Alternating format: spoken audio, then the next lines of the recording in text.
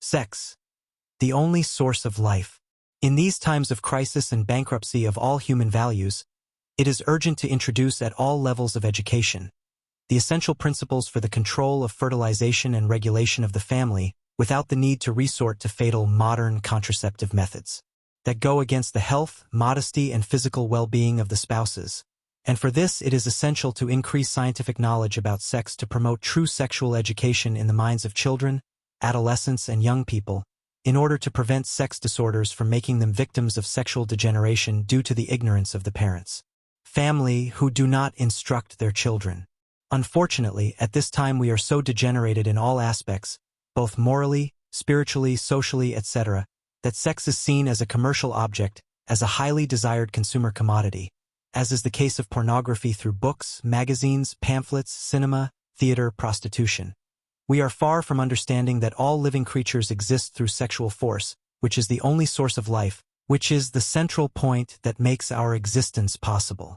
Sex has so much force that it moves all of nature, and there will be no device or instrument in the world capable of measuring its wonderful power that makes possible the reproduction of all species. It is the driving center of nature. Sex is the central point of creation, the center of life and death.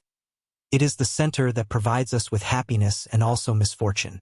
He who knows how to wisely manage and channel sexual energy, in fact, becomes a different man, capable of extracting from life the most exquisite cocoons of happiness and wisdom.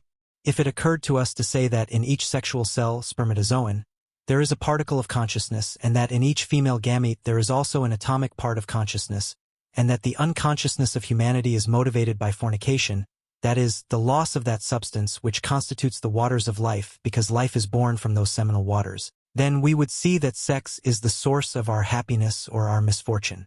Unfortunately, the great mass of humanity is only interested in sex as an instrument of instinctive pleasure of the flesh, but in a scientific or divine way, no one cares.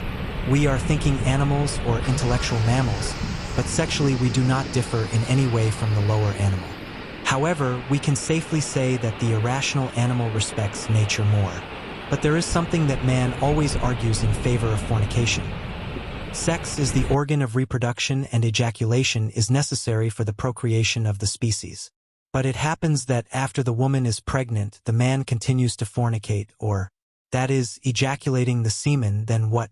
At the end of the day, the man fornicates with the pretext of begetting a child, but after begetting one he continues fornicating with the excuse that the organism needs to let off steam and that if he does not ejaculate the seminic sexual substance, he can go crazy. Would it have been seen as disgusting? Largest of the intellectual mammal to stimulate its fornication? Is it possible that supersexuality drives people crazy, due to the fact of conserving sexual energy so as not to degenerate their organism since the wise energetic power is not extracted? Perhaps the men and women who practice this kind of chastity or supersexuality, among many, Paul of Tarsus, Jesus of Nazareth, Gautama Buddha, Hermes Trismegistus, Joan of Arc, Quetzalcoatl, Moses, Teresa of Jesus, Francis of Assisi, were they crazy? Who is the fool? The chaste wise man who testifies with facts to the benefits and miracles of supersexuality, or the ignorant person who with many cardboards and parchments argues such absurdities? Does the mass of humanity know why great men became great? Humanity is full of ignorant enlightened people who are the ones who contribute to the deterioration and degeneration of our human species, when they advise them to fornicate and masturbate so that they do not go crazy. Have we seen more harmful and perverse mentalities? A technique is needed for the mastery of sex that must begin with special psychological and physical practices that lead to the natural management of sexual force, through the rhythm of nature itself without violating the characteristics of each person in their natural aspect. We are talking about sexual transmutation of men and women. The married man will transmute with his wife and vice versa, and the single man and the single woman will transmute as single or single. Our Gnostic institution teaches humanity the system of using sex without pregnancies, without pills, without tubal ligations, without vasectomies, without diaphragms, without any unnatural, inhuman, and harmful procedure.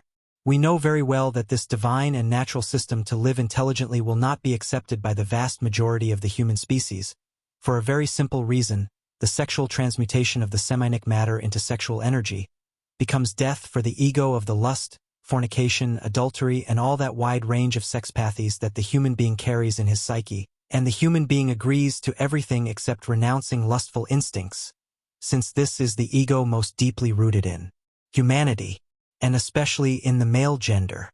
The common and ordinary man, adulterer and fornicator, would never accept this key to the sexual transmutation, that is, the sexual connection with his wife without ejaculation of sperm, because the instinct of passion and the morbidity of lust are embedded in his mind. Men with little will feel incapable of abandoning fornication, claiming that it is dangerous, harmful, etc. But they do not realize that what is actually harmful is extracting from the human organism the sexual substance, the creative force capable of giving life to every living creature, the sap of each one of us.